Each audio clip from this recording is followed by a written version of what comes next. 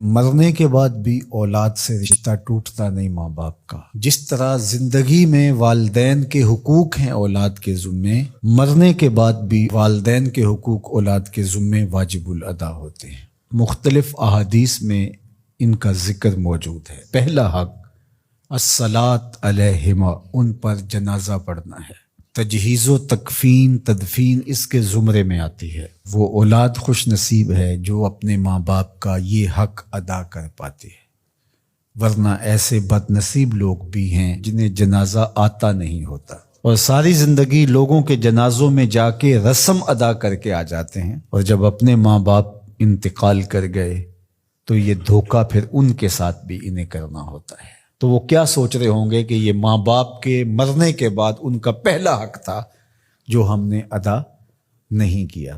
دوسرا حق استغفار لہما، ان کے لیے بخشش کی دعا کرنا، مغفرت کی دعائیں کرنا، اے اللہ ان کی مغفرت فرما۔ تو یہ بات ذہن میں رکھیے، جس طرح باپ کی ماں کی دعائیں اولاد کے حق میں قبول ہوتی ہیں، اس طرح اولاد کی دعائیں والدین کے حق میں قبول ہوتی ہیں۔ تو ان کے لیے استغفار کیا جائے۔ ایک شخص فوت ہوا اور اپنی بدعمالیوں کی وجہ سے قبر میں جکڑا گیا، تو بعد میں اچانک اس سے عذاب اٹھا لیا گیا کچھ عرصے کے بعد۔ تو بارگاہ عزدی میں عرض گزار ہوا، مالک میرے اعمال تو ایسے نہیں تھے کہ مجھے ان مشکلوں سے نکال کے کھڑکی کھول دی گئی جنت کی، تو کہا کہ تیرے مرنے کے بعد تیری بیوی کے ہاں جو بیٹا پیدا ہوا، تیرا بچہ پیدا ہوا، پھر اس نے اس کو پروان چڑھایا، اب وہ بولنے لگا اور اس کو وہ درس گاہ میں چھوڑ آئی، تو استاد نے اس کو پڑھایا، بیٹا پڑھو بسم اللہ الرحمن الرحیم، تو اس نے یہ پڑھا، مجھے شرم آئی کہ اس کا بیٹا مجھے رحمان الرحیم کہہ رہا ہے اور میں اس کو عذاب دوں۔ اللہ اکبر۔ اولاد نیک ہو تو اس کا فائدہ ماں باپ کو پہنچتا ہے۔ ایک حق یہ بھی ہے کہ اولاد نیک ہو، چونکہ اچھے اور برے اعمال قبر میں ماں باپ کو پیش کیے جاتے ہیں۔ اچھے ہوں تو خوش ہوتے ہیں، برے ہوں تو انہیں تکلیف پہنچتی ہے۔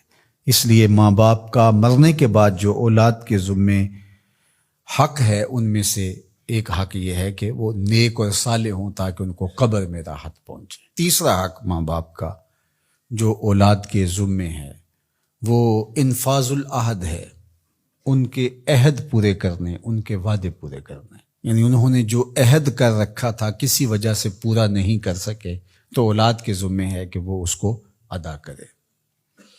وہ عہد اللہ سے بھی ہو سکتا ہے اور اللہ کی مخلوق سے بھی ہو سکتا ہے۔ اللہ سے کوئی منت مانی تھی، پوری نہیں کر سکے، اسی طرح مخلوق کے ساتھ کوئی وعدہ تھا، اس وعدے کی تکمیل نہیں ہو سکی تھی، تو ان وعدوں کو پورا کرے۔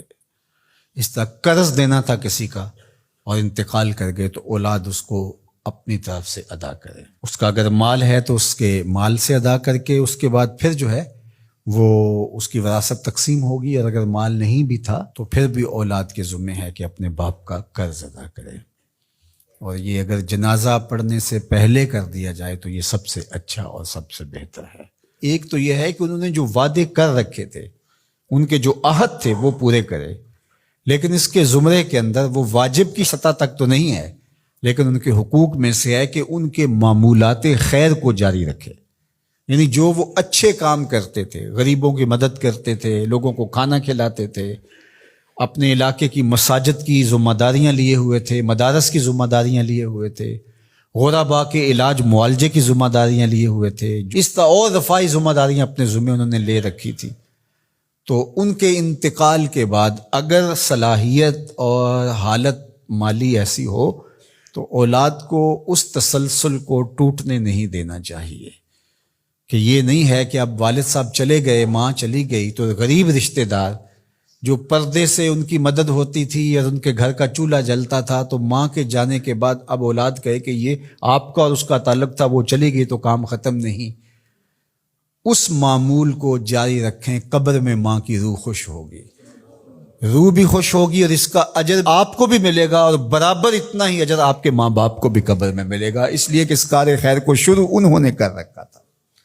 تو جو معمولات خیر ہیں ماں باپ کے، ان کو جاری رکھا جائے۔ چوتھا حق ماں باپ کا مرنے کے بعد جو اولاد کے ذمے عائد ہوتا ہے وہ ہے بر الاصدقاء، حسن سلوک کرنا باپ کے دوستوں کے ساتھ اور ماں کی سہیلیوں کے ساتھ.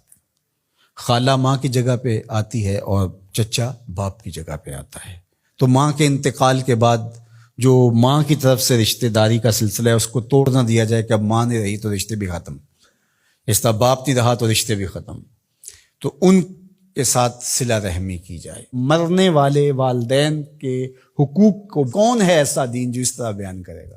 آج دنیا یورپ کی بات کرتے ہیں، وہ تو زندہ ماں باپ کو اولڈ پیپلز ہوم میں چھوڑ آتے ہیں. ایک ماں 10 بچوں کو پال لیتی ہے، 10 بیٹوں کو ایک باپ پالتا ہے، پھر 10 بیٹے مل کر ایک باپ کو نہیں پال سکتے. تو خوش نصیب ہیں وہ لوگ جو اپنے ماں باپ کی خدمت کو شعار زندگی کہتے ہیں.